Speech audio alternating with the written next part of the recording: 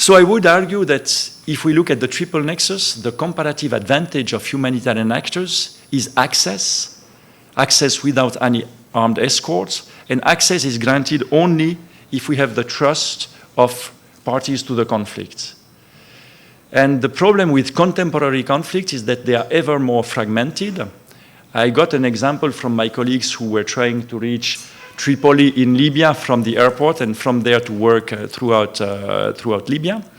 And recently, some of them told us, well, we had agreed before getting there with all the parties to the conflict that they would not attack us and that would grant security for aid interventions.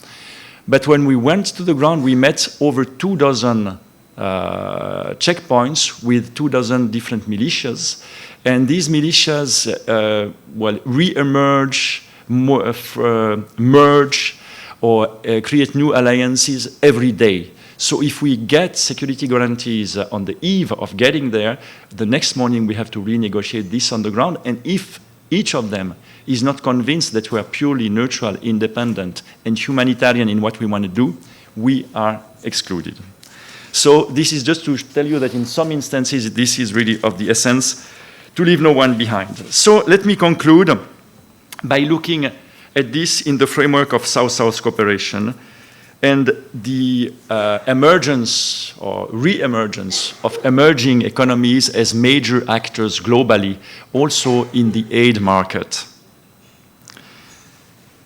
We see huge opportunities to strengthen the nexus by working with India, with other emerging economies which have been experiencing fragility, which have been experiencing different development models, and are able to not only bring their resources, but bring their own visions, their own experiences, and their own agenda to the table when it comes to implementing the triple nexus that works.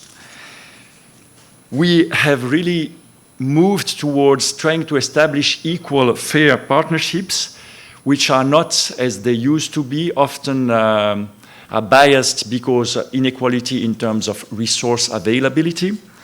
And we rebalance in our partnership not only our resources, but also power and responsibility with local responders, with national responders in the different countries where we intervene, because we are convinced that this is the only way that we can go towards a triple nexus and a development model in fragile context that works for the excluded.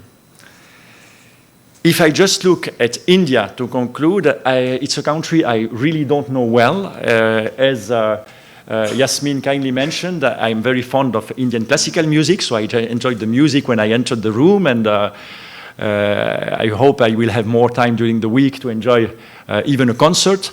But what I see in India is that, as we heard yesterday, with 1.3 billion people and what I heard also yesterday, up to 30% of the world's poor, definitely how India will be able to successfully achieve the SDGs will be of the essence globally in terms of looking at the SDGs as a success or a failure in just 10 or 11 years' time from now. And I think that we can really, within the framework of South-South and triangular cooperation, get much more partnership with Indian think tanks, Indian development experts. We are working also with the Indian military on international humanitarian law and other Indian actors in order to inspire our work and get globally better results, better interventions in support of people who need better responses to their plight. So we would like to see India assume a greater role, not just by taking on humanitarian responsibilities, but also by shaping and championing a strong humanitarian agenda within the SDGs and within a triple nexus that work. We have seen India getting much more involved, for instance, in the Convention on Certain Conventional Weapons, with the chair of the governmental group of experts working on lethal autonomous weapons, and this is a very highly appreciated intervention and involvement of Indian diplomacy on a critical topic for the future of warfare. So with this, I'm sure that we will be able to exploit the potential of the triple nexus with Southern partners, and India in particular, and I very much look forward to the conversation. Thank you very much.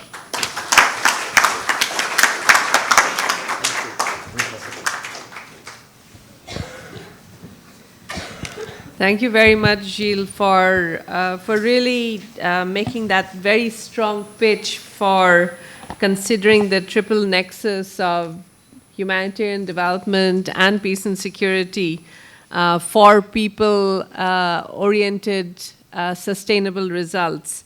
You also helped deconstruct the three elements for us. You gave us some very good examples of how it has been applied with positive results for people.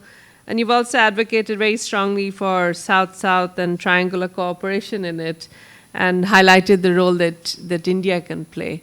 So I think it's a time for us, really. I'm sure many colleagues in the room will have further questions for you. They might challenge some of the assumptions you've put forward. So we're really looking forward to hearing from everyone.